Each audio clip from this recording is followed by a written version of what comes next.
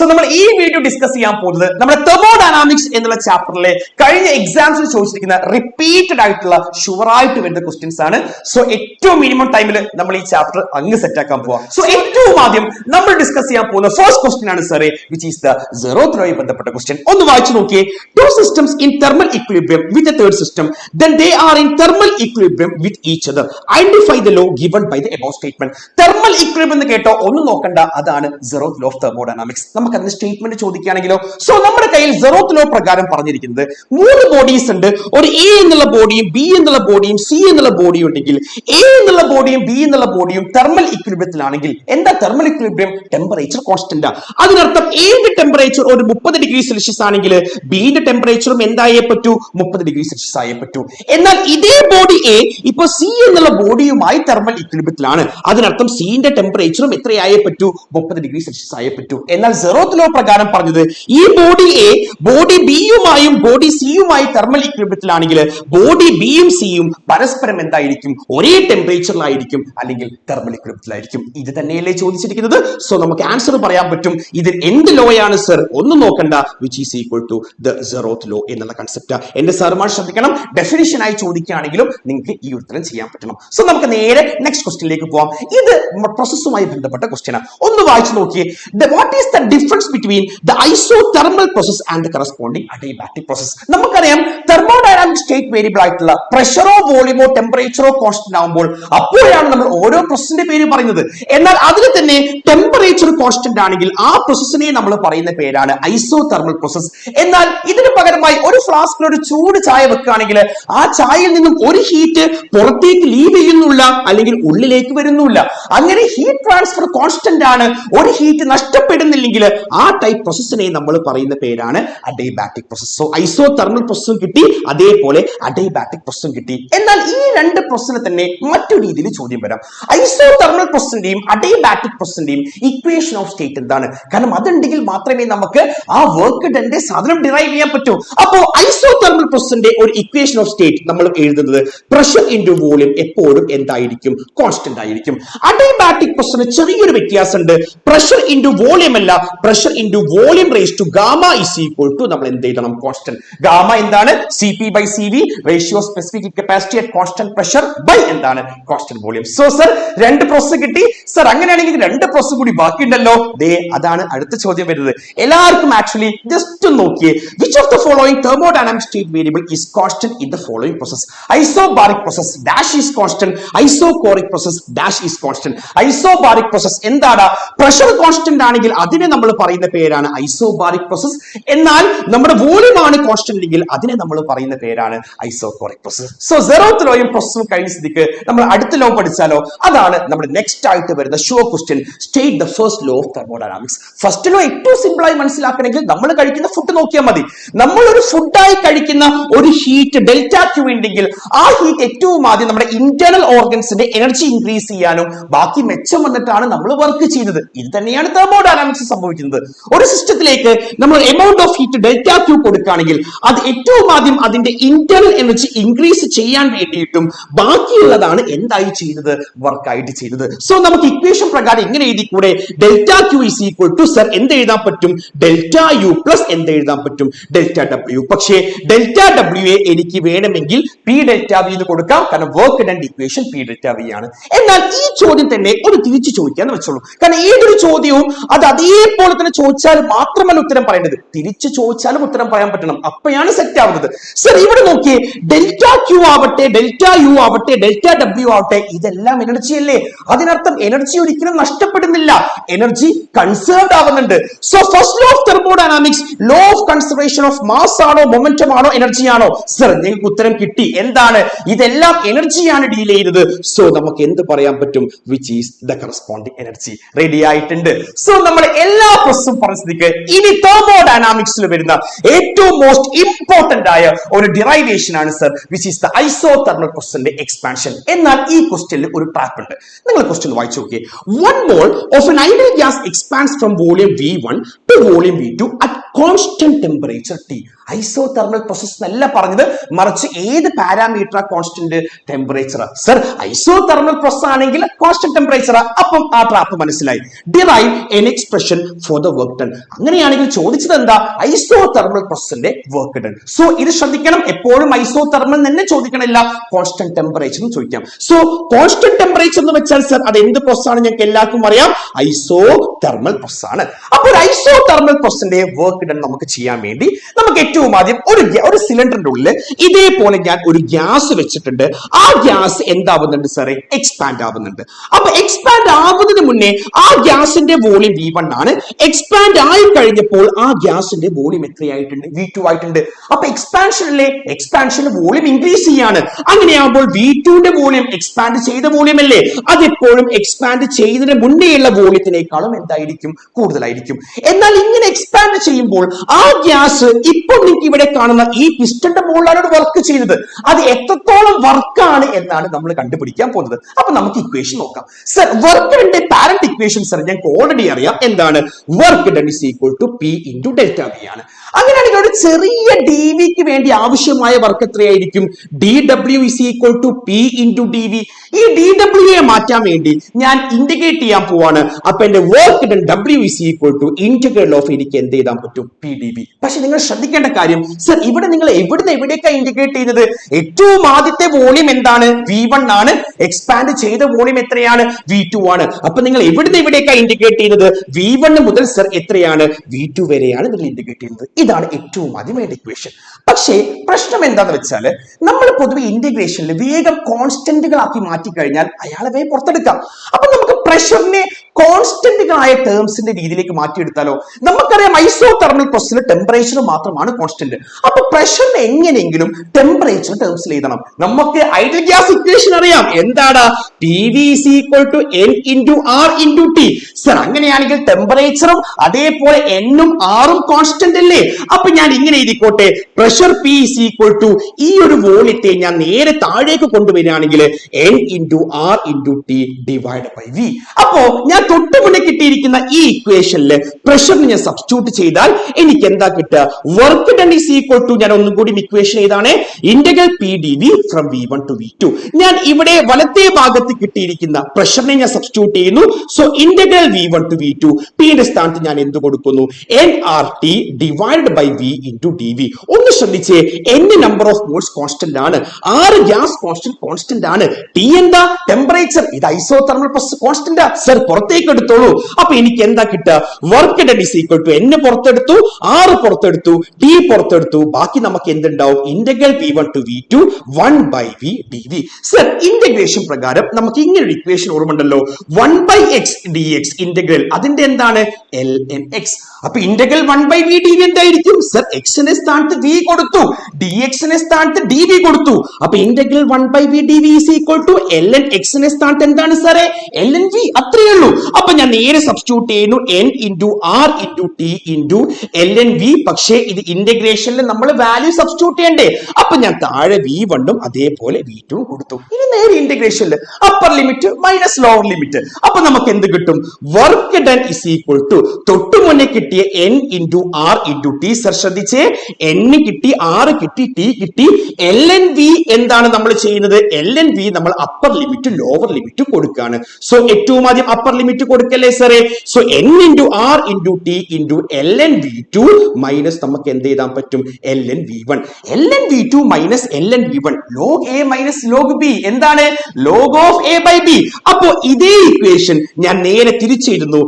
W is equal to N into R into T into ln of എനിക്ക് എന്ത് ചെയ്താൻ പറ്റും? V2 by V1. സർ ഇതാണ് നമ്മുടെ വർക്ക് ഡണ്ണിന്റെ പാരന്റ് ഇക്വേഷൻ. എന്നാൽ ഇവിടെ ശ്രദ്ധിക്കേണ്ട കാര്യം എന്താണ് V2, എന്താണ് V1, എന്താണ് നമ്പർ ഓഫ് മോൾസ്? N ആണ് number of moles, R gas constant, T temperature ആണ്, V2 എന്നുള്ളത് നമ്മുടെ ഫൈനൽ ആയിട്ടുള്ള വോളിയം ആണ്. അതേപോലെ നമ്മുടെ V1 എന്നുള്ളത് ആക്ച്വലി എന്താണ്? ഇനീഷ്യൽ ആയിട്ടുള്ള വോളിയം ആണ്. എന്നാൽ ഇത് ഇക്വേഷൻ ഞാനൊന്ന് ഉഷാറാക്കാൻ പോവാ. സർ എനിക്ക് ln എന്നുള്ളത് എന്താക്കണം? ലോഗ് എന്നുള്ള കൺസെപ്റ്റിലേക്ക് മാറ്റണം. Sir ln log base to 10 ആക്കി മാറ്റണമെങ്കിൽ ഇൻറ്റു 2.303 മൾട്ടിപ്ലൈ ചെയ്താൽ മതി. അങ്ങനെയാണെങ്കിൽ work done is equal to ഈ ln ഞാൻ നേരെ നേരെ ലോഗിലേക്ക് കൺവേർട്ട് ചെയ്യണമെങ്കിൽ ഒരു 2.303 മൾട്ടിപ്ലൈ ചെയ്തു, ബാക്കി നമുക്ക് എന്തുണ്ടാവും NRT ഇൻറ്റു ലോഗ് ഓഫ് നമുക്ക് എന്ത് എഴുതാൻ പറ്റുമേടാ V2 divide by V1. So ഇതാണ് സ്ഥിരമായി ചോദിക്കുന്ന ഐസോതെർമൽ പ്രോസസ്സിന്റെ സാറേ എക്സ്പാൻഷൻ. റെഡി ആയിട്ടുണ്ടോ? സോ സാർ നമ്മൾ ഇക്വേഷൻ പഠിച്ചു, എന്നാൽ അതുമായി ബന്ധപ്പെട്ട ഒരു ന്യൂമറിക്കൽ ചോദ്യം വന്നാലോ? അതായത് പ്രീവിയസ് ആയി ഒരു ഇംപ്രൂവ്മെന്റ് ചോദിച്ചത്. 3 moles of an ideal gas kept at constant temperature of 300 Kelvin are compressed from the volume of 10 liter to 5 liter. Which thermodynamic process is involved in this process? Sir ഇവിടെ tap എന്താന്ന് വെച്ചാല് sir ഇതെങ്ങനെ നമുക്ക് മനസ്സിലാക്കാം? എടാ question ഒന്ന് വായിച്ചു നോക്കിയേ. സർ കോൺസ്റ്റന്റ് ടെമ്പറേച്ചർ ആണെന്ന് പറഞ്ഞിട്ടുണ്ട്. കോൺസ്റ്റന്റ് ടെമ്പറേച്ചർ ആണെങ്കിൽ സർ ഞങ്ങൾക്ക് എല്ലാവർക്കും പറയാൻ പറ്റും അത് എന്ത് പ്രോസസ് ആണ്, ഐസോതെർമൽ പ്രോസസ്. എന്നാൽ ഇതേ ക്വസ്റ്റ്യൻ തന്നെ ബി ക്വസ്റ്റ്യൻ ചോദിച്ചത് calculate the work done required to compress this gas. നമ്മളിപ്പോ ഐസോതെർമൽ പ്രോസസിന്റെ വർക്ക് ഡൺ കണ്ടെത്താനുള്ള ഇക്വേഷൻ നമ്മൾ പഠിച്ചു. എത്രയാ?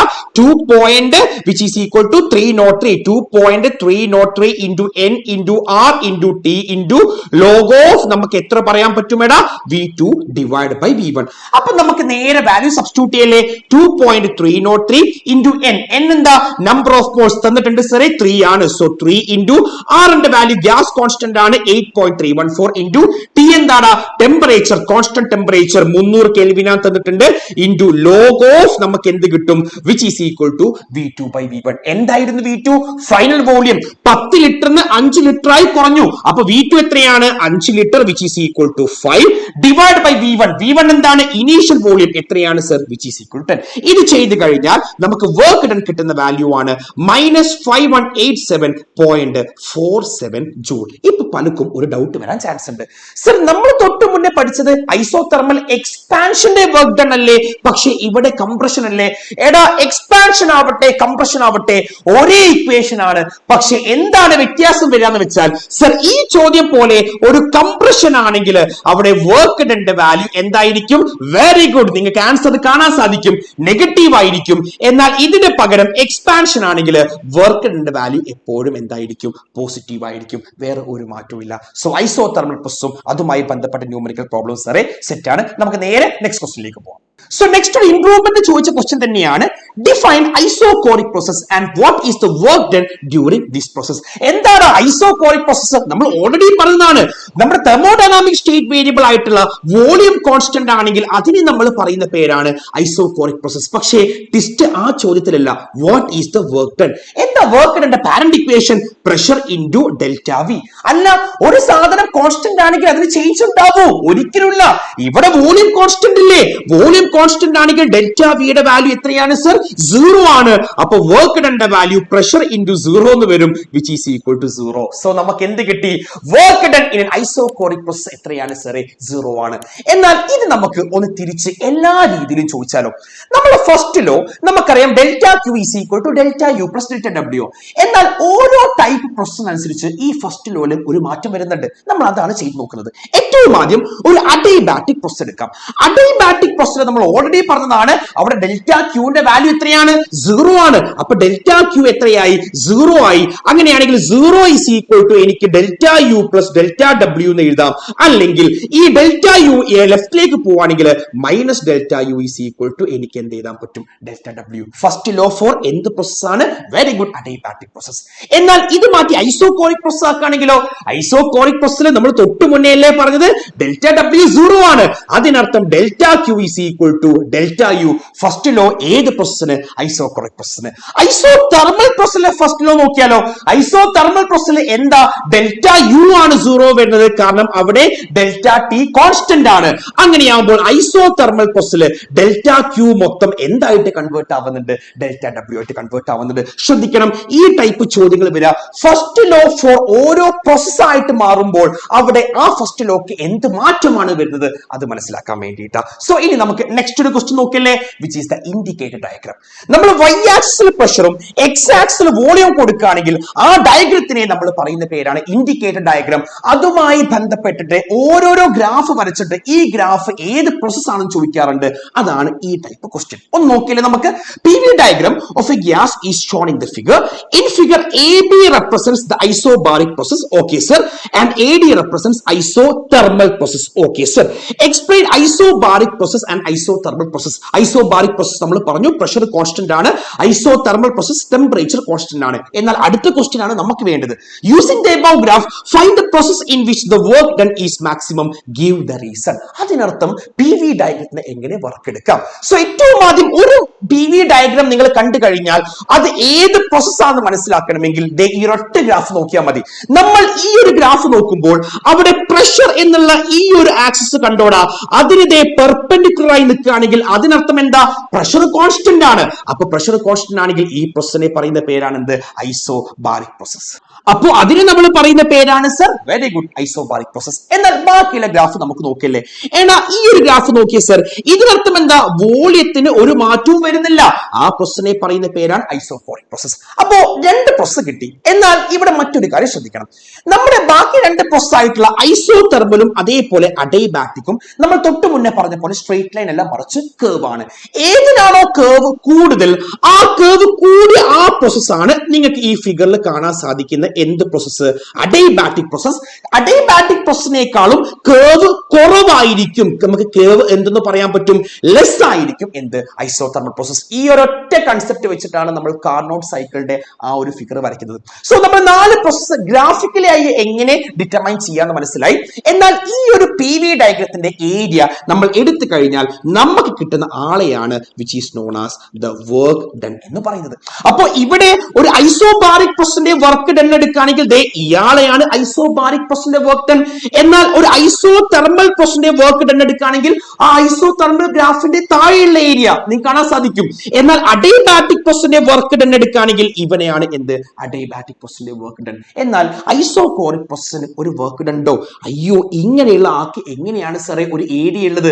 അപ്പൊ ഐസോകോറിക് പ്രോസസിന്റെ വർക്ക് ഡൺ ഏരിയ പ്രകാരം അല്ലെങ്കിൽ തൊട്ട് മുന്നേ നമ്മൾ പറഞ്ഞ ഇക്വേഷൻ പ്രകാരം വർക്ക് ഡൺ എപ്പോഴും എന്തായിരിക്കും? 0 ആയിരിക്കും. അപ്പൊ നമ്മളോട് ചോദിച്ചിരിക്കുന്ന ചോദ്യം find the process in which work done is maximum ആണ്. അപ്പൊ ഏറ്റവും മാക്സിമം വർക്ക് ഡൺ ഏറ്റവും മാക്സിമം ഏരിയ ആണ്. ഏറ്റവും മാക്സിമം ഏരിയ ഇവനല്ലേ? ആരാടാ ഇവൻ? Very good, which is equal to isobaric process. So നമുക്ക് ആൻസർ എന്ത് പറയാൻ പറ്റും? വിച്ച് ഈസ് ഐസോബാറിക് പ്രോസസ്സിനാണ് ഏറ്റവും കൂടുതൽ നമുക്ക് എന്ത് കിട്ടുന്നത്? വർക്ക് ഡൺ എന്നുള്ള കൺസെപ്റ്റ് കിട്ടുന്നത്. ഓക്കെ ആയി കിട്ടിയിട്ടുണ്ട്. അപ്പൊ നേരെ നമുക്ക് എന്ത് ചെയ്യാം? Next the most important sure questions sure questions which is the Carnot engine. ചോദ്യം നോക്കിയേ, 2022ലും 20ലും 90ലും ഇംപ്രൂവ്മെന്റ് എക്സാമിനും അല്ലാതെ മോഡൽ എക്സാമിനും പബ്ലിക് എക്സാമിനും ചോദിച്ചിട്ടുണ്ട്. നമുക്കൊന്ന് വേഗം നോക്കാം.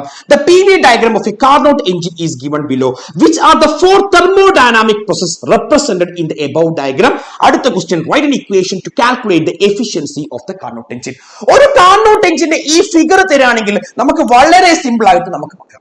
കാർനോട്ട് എഞ്ചിനിൽ സംഭവിക്കുന്നത്, നമ്മുടെ കയ്യിൽ ഒരു വലിയ ടെമ്പറേച്ചർ T1ൽ ഇതേപോലെ ഒരു സോഴ്സ് നിൽക്കുന്നുണ്ടെങ്കിൽ ആ സോഴ്സിൽ നിന്നും വരുന്ന ഒരു ഹീറ്റ് ലെറ്റ് ഇറ്റ് ബി ഒരു Q1 ആണെങ്കിൽ ആ ഹീറ്റ് എനർജി ഈ ഒരു ഹീറ്റ് എഞ്ചിൻ അല്ലെങ്കിൽ കാർനോട്ട് എഞ്ചിനിലേക്ക് കയറിയിട്ട് അത് എന്തായിട്ട് മാറുന്നുണ്ട്?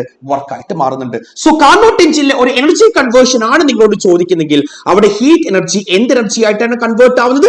വർക്കായിട്ടാണ് കൺവേർട്ട് ആവുന്നത്. എന്നാൽ ആ ഹീറ്റ് ഒരിക്കലും മൊത്തം എന്തായി കൺവേർട്ട് ആവുന്നില്ല? വർക്കായി കൺവേർട്ട് ആവുന്നില്ല. കുറച്ച് ബാക്കി മെച്ചം വരുന്ന ഹീറ്റ് ഒരു Q2 ഹീറ്റ് ഏതിലേക്ക്? സിങ്കിലേക്ക് എന്താവുന്നുണ്ട്? റിജക്ട് ആവുന്നുണ്ട്. ഇങ്ങനെ പ്രവർത്തിക്കുന്ന ഒരു ഹീറ്റ് എഞ്ചിനെ നമ്മൾ പറയുന്ന പേരാണ് sir which is equal to Carnot engine. എന്നാൽ കാർനോട്ട് എഞ്ചിനിലെ 4 പ്രോസസ്സുകൾ ഒന്നുകിൽ നിങ്ങൾക്ക് ഇതേപോലെ കാണാപ്പാടം പഠിക്കുക, അല്ലെങ്കിൽ പറയട്ടെ ഈ ഫിഗർ മെമ്മറൈസ് നമുക്ക് റിവേഴ്സ് ആയിട്ട് പോവാം. നമ്മളിപ്പോൾ തൊട്ട് മുന്നത്തെ PV ഗ്രാഫ് പ്രകാരം നമ്മൾ പറഞ്ഞു ഒരു ഗ്രാഫിന് വളവുണ്ടെങ്കിൽ അത് ഒന്നെങ്കിൽ ഐസോതെർമൽ ആയിരിക്കും അല്ലെങ്കിൽ അഡൈബാറ്റിക് ആയിരിക്കും. വളവ് കൂടിയ ആള് കേവ് കൂടിയ ആള് അഡൈബാറ്റിക്കും കേവ് കുറഞ്ഞ ആൾ എന്താണ്? ഐസോതെർമലുമാണ്. സോ ഏറ്റവും ആദ്യത്തെ പ്രോസസ് നോക്കിയേ, A മുതൽ B വരെ പോകുമ്പോൾ അവിടെ വളവ് കുറവല്ലേ, ചെരിവ് കേവ് കുറവാണ് BC യെ അപേക്ഷിച്ച് നോക്കുമ്പോൾ. അപ്പൊ നമുക്ക് എന്ത് പ്രോസസ് ആണെന്ന് പറയാം? Isothermal process. എന്നാൽ A മുതൽ B യിലേക്ക് പോകുമ്പോൾ അവിടെ ആക്ച്വലി വലത്തോട്ടേക്കാണ് പോകുന്നത്, വോളിയം കൂടുകയാണ്. അപ്പം AB ഫസ്റ്റ് പ്രോസസ് ആക്ച്വലി എന്താണ്? ഐസോതെർമൽ എക്സ്പാൻഷൻ ആണ്. എന്നാൽ B മുതൽ C വരെ നോക്കിയേ, അവിടെ ചെരിവ് കൂടുതലാണ്, കേവ് കൂടുതൽ കൂടുതലാണ്, പക്ഷെ സ്റ്റിൽ വോളിയം ഇൻക്രീസ് ആവുന്നു. സോ അഡൈബാറ്റിക് ആണ്, പക്ഷെ വോളിയം ഇൻക്രീസ് ആവുന്നത് കൊണ്ട് എക്സ്പാൻഷൻ ആണെന്ന് പറയാം. ഇനി സി ഡിയിലേക്ക് പോകുമ്പോൾ അവിടെ ചെരിവ് കുറഞ്ഞിട്ടുണ്ട്, അപ്പൊ ഐസോതെർമൽ ആണ്. പക്ഷെ ബാക്കിലേക്ക് വരുമ്പോൾ വോളിയം കുറയുകയാണ്. വോളിയം കുറയുകയാണെങ്കിൽ നമുക്ക് കംപ്രഷൻ ആണെന്ന് പറയാം. ഡി മുതൽ എയിലേക്ക് പോകുമ്പോൾ അവിടെ എന്താ സംഭവിക്കുന്നത്? വീണ്ടും കേർവ് കൂടുന്നുണ്ട്, അപ്പോൾ അഡൈബാറ്റിക് ആണ്. പക്ഷേ അവിടെ വോളിയം എന്താവുന്നുണ്ട്? കുറയുന്നുണ്ട്. അതുകൊണ്ട് അഡൈബാറ്റിക് ആയ കംപ്രഷൻ ആണ്. ഈ 4 ഗ്രാഫുകൾ ഇങ്ങനെ പഠിച്ചാൽ മതി. ഏറ്റവും ആദ്യം ഐസോതെർമൽ എക്സ്പാൻഷൻ ആണ്, രണ്ടാമത്തത് അഡൈബാറ്റിക് ചെരിവ് കൂടിയത് കാരണം എക്സ്പാൻഷൻ തന്നെയാണ്, വീണ്ടും അതേ റിപ്പീറ്റേഷൻ തന്നെയാണ്, പക്ഷെ എക്സ്പാൻഷന്റെ പകരം എന്താവുന്നുണ്ട്? കംപ്രഷൻ ആവുന്നുണ്ട്. സോ ഇതാണ് നമ്മുടെ ചോദ്യം. സോ ചോദ്യത്തിലേക്ക് വരികയാണെങ്കിൽ which are the 4 thermodynamic process represented in the above diagram നമ്മൾ ഓൾറെഡി പഠിച്ചിട്ടുണ്ട്. എന്നാൽ രണ്ടാമത്തെ ക്വസ്റ്റ്യൻ നോക്കാം. Write an equation to calculate the efficiency of the Carnot engine. ഒരു എഫിഷ്യൻസിയുടെ ചോദ്യം ഇങ്ങനെയും അല്ലെങ്കിൽ ന്യൂമറിക്കൽ ആയിട്ട് ചോദിക്കാം. സോ നമ്മളിപ്പോ Q1 Q2 നിങ്ങൾക്ക് എല്ലാവർക്കും അറിയാം. T1 എന്നുള്ളത് നമ്മുടെ സോഴ്സ് എന്നുള്ള വലിയ ടെമ്പറേച്ചർ ആണ്, T2 എന്നുള്ളത് നമ്മുടെ സിങ്കിന്റെ ഒരു ചെറിയ ടെമ്പറേച്ചർ ആണ്. എന്നാൽ ഈ Q1 Q2 T1 T2 എല്ലാം തമ്മിൽ റിലേറ്റ് ചെയ്യുന്ന എഫിഷ്യൻസിയുടെ ഇക്വേഷൻ ആണ് efficiency is equal to 1 minus T2 by T1 അല്ലെങ്കിൽ 1 മൈനസ് നമുക്ക് എന്ത് പറയാം? Q2 by Q1. കൂടുതലും ഈ ഒരു ക്വസ്റ്റ്യൻ ആണ് ചോദിക്കുന്നത്. പക്ഷെ ഇവിടെ എല്ലാവർക്കും കൺഫ്യൂഷൻ ആവുന്ന ഭാഗം ഏതാണ് T2 ആക്കി എടുക്കേണ്ടത്, ഏതാണ് T1 ആക്കി എടുക്കേണ്ടത് ഒന്നും നോക്കണ്ട. ഏറ്റവും തന്നിരിക്കുന്ന ആ ഒരു വാല്യൂവില് ഏറ്റവും ലോവർ ആയ ടെമ്പറേച്ചർ അതായിരിക്കും എപ്പോഴും നമ്മൾ T2 ആക്കി എടുക്കാം. ഏറ്റവും വലിയ ഒരു ഹൈ ടെമ്പറേച്ചർ ആണ് നിങ്ങൾ എപ്പോഴും എന്താക്കി എടുക്കേണ്ടത്? T1 ആക്കി എടുക്കേണ്ടത്. നമുക്കൊരു ചെറിയൊരു പ്രോബ്ലം ചെയ്ത് നോക്കിയാലോ? പ്രീവിയസ് ആയ ബോർഡ് എക്സാമിന്റെ ക്വസ്റ്റ്യൻ ആണ്. A Carnot engine operates between the temperatures ice point and steam point. Find the efficiency. Temperature തന്നിട്ടുണ്ട്, പക്ഷേ വേറെ വാക്കുകളാണേ ഉള്ളൂ. ഐസ് പോയിന്റ്, വെള്ളം ഐസ് ആവുന്ന ടെമ്പറേച്ചർ എത്രയാ? 0 ഡിഗ്രി സെൽഷ്യസ് അല്ലെങ്കിൽ 273 കെൽവിൻ. ആൻഡ് സ്റ്റീം പോയിന്റ്, വെള്ളം സ്റ്റീം ആവുന്ന ടെമ്പറേച്ചർ 100 ഡിഗ്രി സെൽഷ്യസ് അല്ലെങ്കിൽ എത്രയാണ്? 373 കെൽവിൻ. അപ്പൊ നമുക്ക് എഫിഷ്യൻസി എടുക്കല്ലേ? ഇക്വേഷൻ എന്താ? 1 മൈനസ് T2 ബൈ T1. ഇവിടെയാണ് ഞാൻ നേരത്തെ നിങ്ങൾ പറഞ്ഞ കൺഫ്യൂഷൻ വരുന്നത്. അയ്യോ, ഏതാണ് T1 ഏതാണ് T2? തന്നിരിക്കുന്ന ടെമ്പറേച്ചറിൽ ഏറ്റവും ലോ ടെമ്പറേച്ചർ ആണ് T2, 273 ഏറ്റവും low temperature. So 1 minus 273 divided by T1 high temperature ആണ്, which is equal to 373. ഇത് ചെയ്ത് കഴിഞ്ഞാൽ നമുക്ക് കിട്ടുന്ന വാല്യൂ ആണ് 26.8%. എടാ ചെയ്ത് നോക്കിയാൽ മതി കേട്ടോ.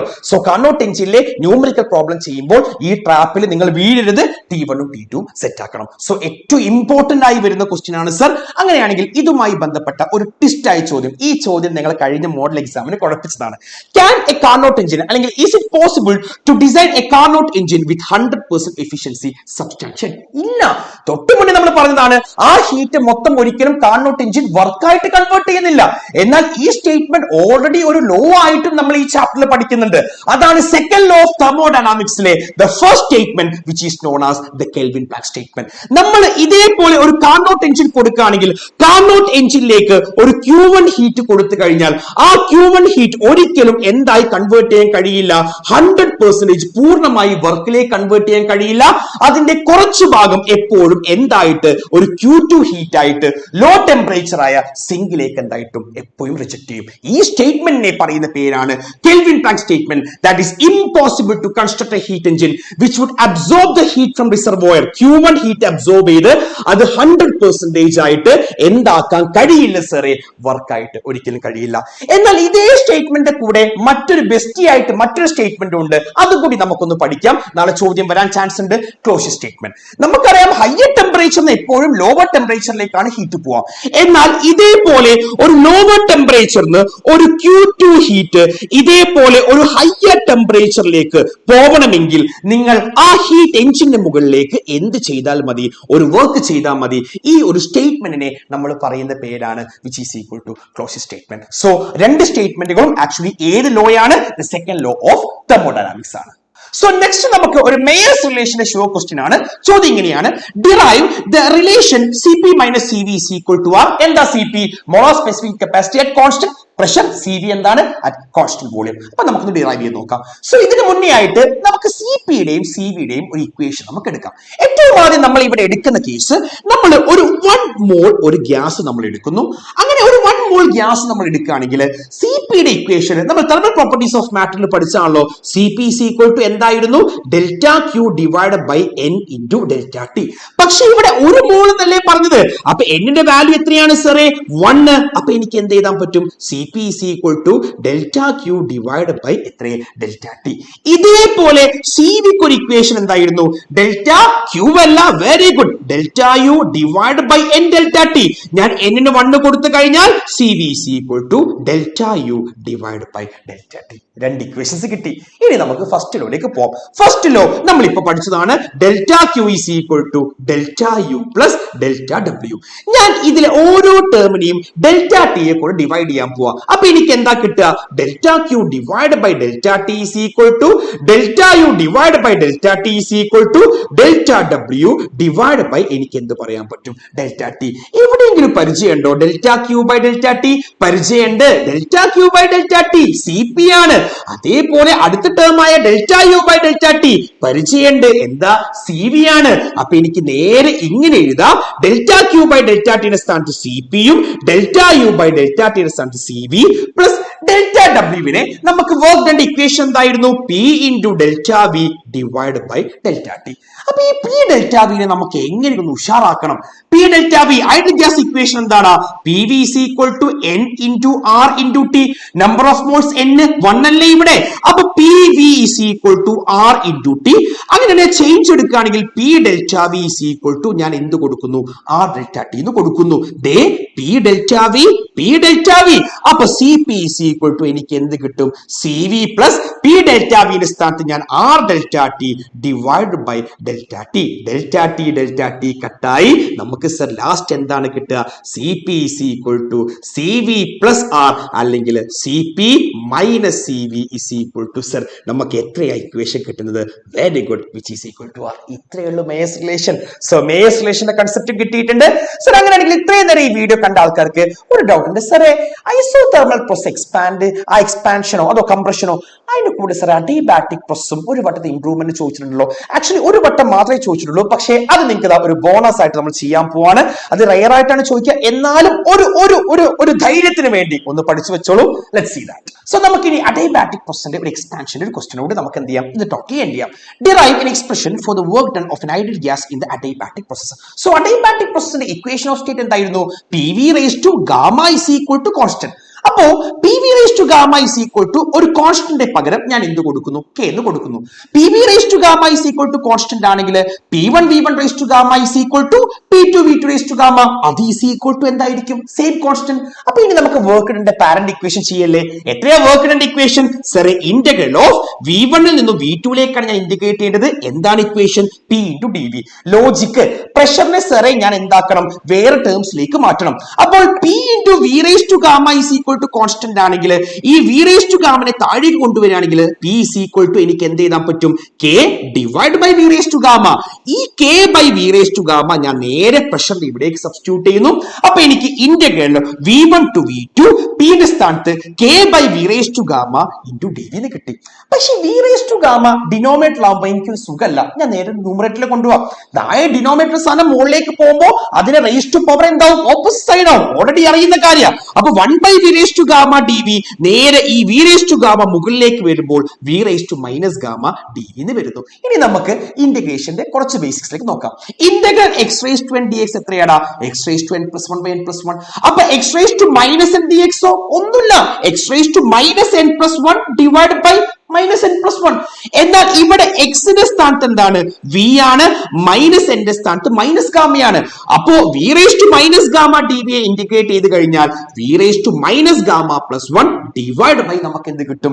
Minus gamma plus 1. അങ്ങനെ ഇന്റഗ്രേറ്റ് ചെയ്ത് കഴിയുമ്പോൾ നമുക്ക് work done is equal to ഒരു കോൺസ്റ്റന്റ് ആദ്യമേ പുറത്തെടുത്തിട്ടുണ്ട് into V raise to minus gamma plus 1 divide by നമുക്ക് എത്ര കിട്ടി? Minus gamma plus 1. അപ്പർ ലിമിറ്റും ലോവർ ലിമിറ്റും ഞാൻ എന്ത് ചെയ്യാൻ പോകുന്നു? സബ്സ്റ്റിറ്റ്യൂട്ട് ചെയ്യാൻ പോകുന്നു.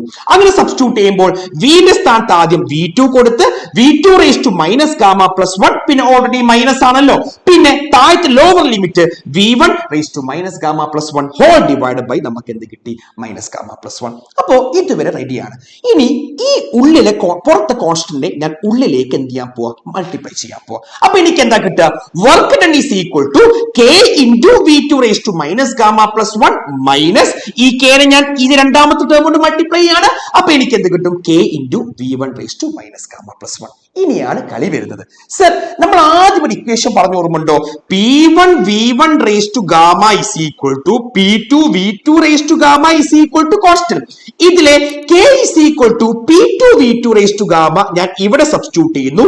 k equal to P1 v1 raise to gamma ഞാൻ ഇവിടെ സബ്സ്റ്റിറ്റ്യൂട്ട് ചെയ്യുന്നു. അപ്പൊ എനിക്ക് എന്താ കിട്ടുക k യുടെ സ്ഥാനത്ത് P2 v2 raise to gamma into ആദ്യമേയുള്ള term v2 raise to minus gamma plus 1 minus k ന്റെ സ്ഥാനത്ത് ഞാൻ P1 v1 raise to gamma കൊടുക്കുന്നു. P1 v1 raise to gamma into ആദ്യമേയുള്ള term v1 raise to minus gamma plus 1 whole divide by ഡിനോമിനേറ്ററിൽ ആദ്യമേ ഉണ്ടായിരുന്നു minus gamma plus 1. ഒന്ന് സൂക്ഷിച്ചു നോക്കിയേ, P2 അതേപോലെ ഉണ്ട്. v2 raised to gamma into v2 raised to minus gamma plus 1 x raised to m into x raised to n x raised to m plus n.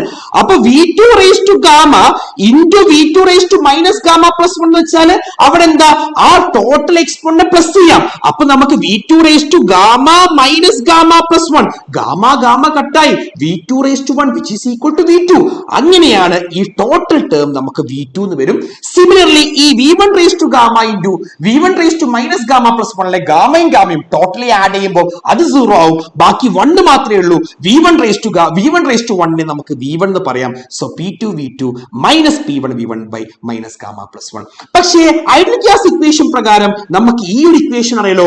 pv equal to nRT ആണെങ്കിൽ p1 v1 is equal to nRT1, p2 v2 is equal to n into r into t2. അപ്പോ p1 v1 into p2 v2 ന്റെയും അവിടെ p2 v2 ന്റെ സ്ഥാനത്ത് nRT2 എന്നും p1 v1 ന്റെ സ്ഥാനത്ത് ഞാൻ എന്ത് കൊടുക്കുന്നു nRT1 എന്ന് കൊടുത്താൽ nr കോമൺ ആണ്. nr into t2 minus t1 by minus gamma plus 1. ഇതാണ് നമ്മുടെ അഡിയാബാറ്റിക് പ്രോസസ്സിന്റെ എന്ത് ഇക്വേഷൻ എന്ന് വെച്ചാൽ വർക്ക് ഡൺ ഇക്വേഷൻ. എടാ റെഡി ആയിട്ടുണ്ടോ? ഇത് റെയർ ആയിട്ട് ചോദിച്ചതാണ്, ബട്ട് സ്റ്റിൽ ഒന്ന് ഐഡിയ കിട്ടാനാണ്. ഒരു മാർക്ക് പോലും നമുക്ക് നഷ്ടപ്പെടരുത്. സോ അതോടുകൂടി നമ്മുടെ ടോട്ടലി അഡിയാബാറ്റിക്കും ഐസോതെർമലും സാറേ എന്തായിട്ടുണ്ട് സെറ്റ് ആയിട്ടുണ്ട്. അങ്ങനെയാണെങ്കിൽ നിങ്ങൾക്ക് ഇതാ ഒരു ചെറിയ ഒരു ക്വസ്റ്റ്യൻ. സോ എല്ലാവരും ഈ ക്വസ്റ്റ്യൻ നോക്കിയേ. ഇത്രയും നേരം ഈ തെർമോഡൈനാമിക്സ് സെറ്റ് ആണെങ്കിൽ നമുക്കൊന്ന് റെഡി ആക്കാൻ വേണ്ടി ഈ ഒരു ക്വസ്റ്റ്യൻ നിങ്ങൾ എല്ലാവരും താഴെ കമന്റ് ചെയ്യാം. ചോദിച്ച ക്വസ്റ്റ്യൻ ഇങ്ങനെയാണ്. നമുക്ക് ഈ ഒരു കോളത്തിൽ വർക്ക് ഡൺ തന്നിട്ടുണ്ട്. അതേപോലെ കറസ്പോണ്ടിങ് ആയ അതിൽ ഏതാണ് കോൺസ്റ്റന്റ്, അത് ഏത് പ്രോസസ് ആണ് ചോദിച്ചത്. ഏറ്റവും ആദ്യം വർക്ക് ഡണ്ണും പ്രഷർ കോൺസ്റ്റന്റ് ആണെന്ന് പറഞ്ഞിട്ടുണ്ട്. ഇത് ഏത് പ്രോസസ് ആണ് നിങ്ങൾ എല്ലാവരും താഴെ കമന്റിൽ പി ഡാഷ് എന്താന്ന് എഴുതാം. അടുത്തതില് ഐസോതെർമൽ പ്രോസസ് എന്ന് പറഞ്ഞിട്ടുണ്ട്. വർക്ക് ഡണ്ണും പറഞ്ഞിട്ടുണ്ട്. ഏത് പാരാമീറ്റർ ആണ് കോൺസ്റ്റന്റ്. അടുത്തതില് നമുക്ക് വർക്കും നോ ഹീറ്റ് എക്സ്ചേഞ്ച് എന്ന് പറഞ്ഞിട്ടുണ്ട്. എന്ത് പ്രോസസ് ആണ്? നമുക്ക് എല്ലാവർക്കും ഇത് ഒരു വട്ടം നമ്മൾ കേട്ടതാണ്. ബട്ട് ഇതോടുകൂടി നമുക്ക് ഈ ടോട്ടൽ തെർമോഡൈനാമിക്സ് സെറ്റ് ആണ് വിശ്വസിക്കുന്നത്.